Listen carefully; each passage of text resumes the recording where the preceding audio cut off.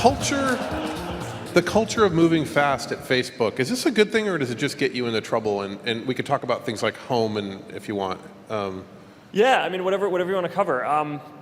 Yeah, I mean, it gets us into tons of trouble, right? So I'm of the belief that values are only useful when they're controversial, right? So, you know, there are companies that write out these value statements that I think are kind of meaningless because they're table stake stuff. I mean, it's like, be honest. It's like, of course you're going to be honest. I mean, that's not a choice, right? That's not a value. You have to be honest, right? I mean, like, go home if you're not honest.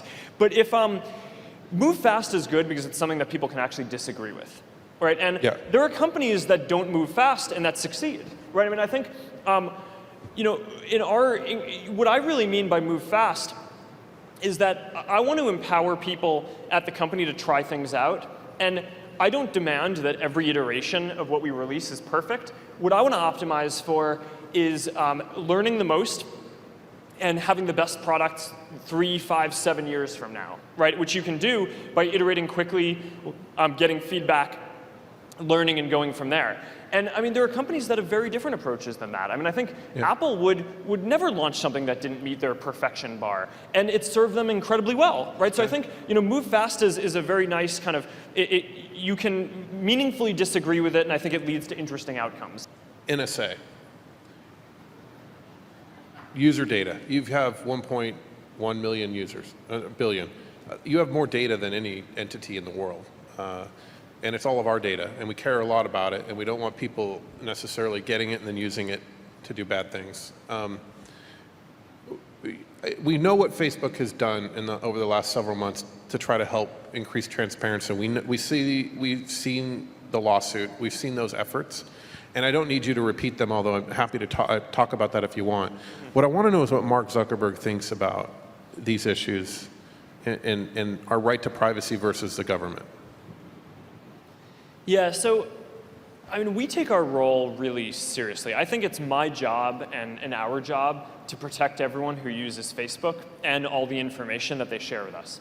It's our government's job to protect all of us and also to protect our freedoms and protect the economy, right, and companies.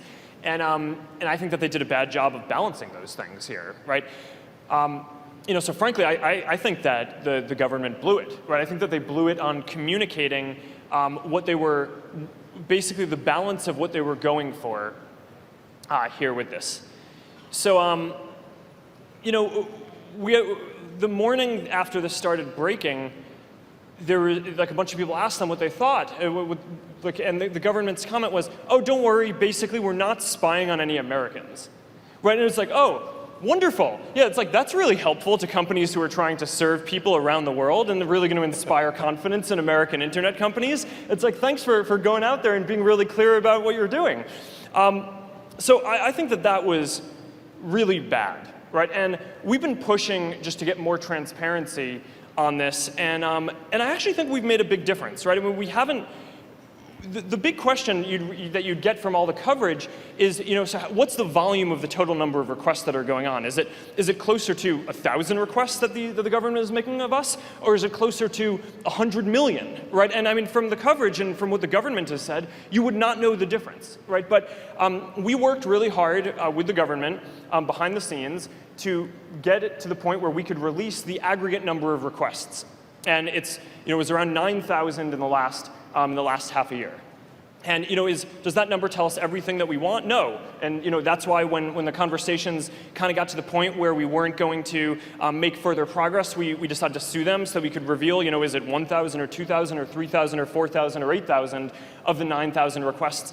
But the reality is, because of the transparency that we pushed for, you know, now people can know, and I think they deserve to know, that the number of requests that the government is making is closer to 1,000, right? It's 9,000 or less in the last 6 months, and definitely not, you know, 10 million or 100 million. It's not a dragnet with regard to grabbing data from you directly. So, you know, I mean, we're not at the end of this. I wish that the government would be kind of more proactive about communicating. We aren't psyched that we had to sue in order to get this, but we feel like people deserve to know this, and we just take this really seriously.